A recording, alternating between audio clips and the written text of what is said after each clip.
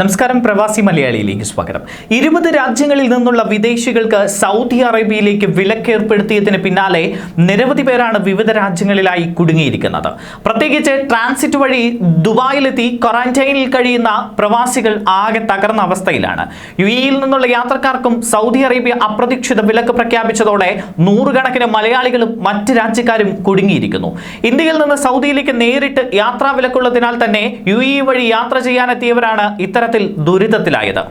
Dubai, Sharjah എന്നിവിടങ്ങളിലാണ് കൂടുതൽ മലയാളികളും തങ്ങുന്നത്.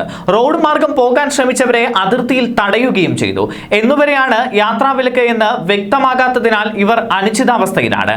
എന്നാൽ ഇതാ ഒമാൻ വഴി സൗദിയിലെത്താനുള്ള വഴികൾ തേടുകയാണ് പ്രവാസികൾ. ഒമാൻ വഴി സൗദിയിലേക്ക് പോകാമെങ്കിലും യാത്രക്കാരെ കാത്തിരിക്കുന്നത് വെല്ലുവിളികളും പണച്ചെലവുമാണ് എന്നതാണ് മറ്റൊരു കല്ലുകടി. ഒമാൻ വഴി സൗദിയിലേക്ക് പോകാനായി യാത്രക്കാർ ചില കടമ്പകൾ കടക്കേണ്ടതുണ്ട്.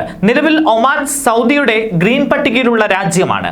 ഇന്ത്യയിൽ നിന്നും യുഎഇയിൽ നിന്നും നേരിട്ട് സൗദിയിലെത്താൻ കഴിയില്ല എങ്കിലും ഒമാനിലെത്തി 14 ദിവസം ക്വാറന്റൈനിൽ പൂർത്തിയാക്കിയാൽ സൗദിയിലേക്ക് എത്തിച്ചേരാൻ സാധിക്കുന്നതാണ്. സൗദിയിലേക്കുള്ള കര അതിർത്തികൾ അടച്ചുവെങ്കിലും വിമാനം വഴി ഒമാനിലേക്ക് വിസിറ്റ് വിസ ലഭിക്കുന്നതാണ്. എന്നാൽ താമസത്തിനും പരിശോധനയ്ക്കും ടിക്കറ്റിനുമായി വൻതുക ചെലവാകുമെന്നതാണ് മറ്റൊരു കടമ്പ.